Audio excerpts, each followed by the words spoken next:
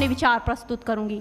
महोदय, दर्द हद से तब गुजरने लगता है जब मेरी आंखों के सामने ताज, पुलवामा, छत्तीसगढ़ में शहीद हुए जवानों के शत विशत अधजले शरीर के टुकड़े, रेत के टीलों से ऊपर जाती लाशों के ढेर और कश्मीर की खून से सनी लाल रंग की सड़कों के दृश्य सामने आते हैं।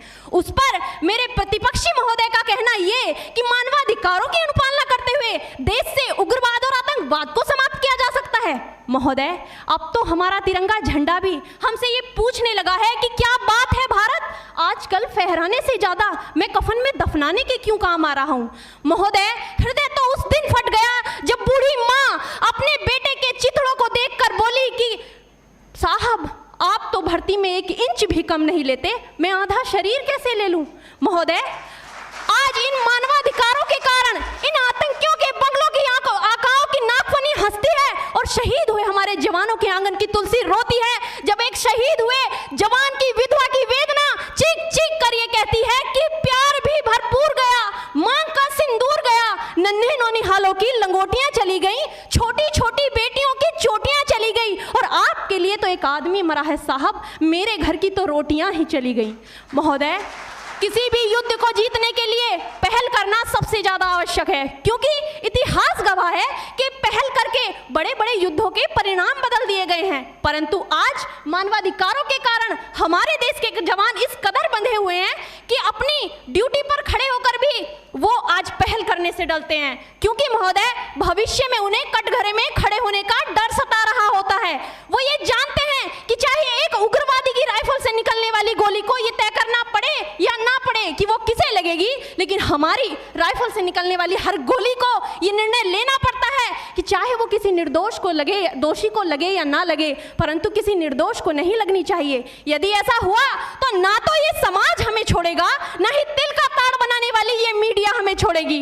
और महोदय, मानवाधिकार के तले किसी जवान को दबाकर युद्ध के मैदान में छोड़ देना कोई वीरता नहीं, एक आत्महत्या है। क्योंकि महोदय, फूल को श्रृंगार दो ये मुमकिन नहीं और एक वीर को झनकार दो ये मुमकिन नहीं। जो हाथ बांध दे सेना के, ऐसे मानवाधिकार का पालन संभव नहीं। महोदय, आज सत्यनिष्ठा के मार्ग पर चलते हुए भी हमारे देश का जवान इन आतंकवादियों, इन पत्थरबाजों से डरता है, क्योंकि वो जानता है कि उसकी राइफल से निकलने वाली गोली अगर टारगेट को हिट नहीं भी करेगी तो भी 400 मीटर तक जाएगी, और यदि इस बीच वो किसी निर्दोष को लग गई तो महोदय हमें अपनी नौकरी से हाथ तक धोना पड़ सकता है। और महोदय, अपनी नौकरी को बचाने की खातिर एक जवान आज ये सोचता है कि चाहे सांप मरे या ना मरे, परंतु लाठी नहीं टूटनी चाहिए, क्योंकि आज हमारे देश के हालात कुछ ऐसे हो गए हैं कि चिरागों को हवाओं में उछाला जा रहा है, हवाओं पर भी रोब डाला जा रहा है। अरे हम ही तो बुनियाद है आंतरिक सुरक्षा की, और आज हमें ही नौकरी से निकाला जा रहा है।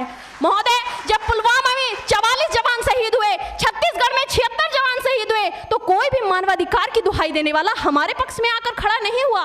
परंतु जब जेएनयू विश्वविद्यालय में एक देशद्रोही के द्वारा भारत तेरे टुकड़े होंगे, अफजल हम शर्मिंदा हैं जैसे देशद्रोही नारे लगते हैं, तो सारे मानवाधिकार के ज्ञाता आकर उसके पक्ष में खड़े हो जाते हैं। तभी तो क्या कहा था उस देशद्रोही ने कि तुम एक अफजल को मारोगे, हर घर से अफजल निकलेगा। तो मैं भारत की बेटी अपनी भारतीय सेना की तरफ से आज ये ऐलान करती हूँ कि उस घर में घुसकर मारेंगे जिस घर से अफजल निकलेगा, वो कोख नहीं पलने देंगे जिस कोख से अफजल निकलेगा। उठो देश के वीर जवानों, तुम सिंह बनकर दहाड़ दो और एक तिरंगा झंडा उस कन्हैया के सीने में गाड़ दो। महोदय, अंत में अपनी वाणी को विराम की ओर ले जाते हुए मैं सिर्फ इतना ही कहना चाहूंगी कि मुझे अफसोस है अपने देश की न्यायिक प्रक्रिया पर, जहां आज भी रात के 12 बजे अजमल कसाब जैसे आतंकी के लिए सर्वोच्च न्यायालय के दरवाजे खोल दिए जाते हैं। ऐसे देश से मानवाधिकारों की अनुपालना करते हुए आतंकवाद और उग्रवाद से कभी नहीं निपटा जा सकता। मानवाधिकार के नाम की दुहाइयां देने वालों, सीमा पर लड़ा नहीं जाता चरखों से शोलों के आगे, रामायण पढ़ी नहीं जाती सीमा पर गोलों के आगे। धरती के घोर कुहासे को एक सूरज ही हर सकता है, क्योंकि एटम बम से रक्षा केवल एटम बम ही कर सकता है। जय हिंद, जय भारत।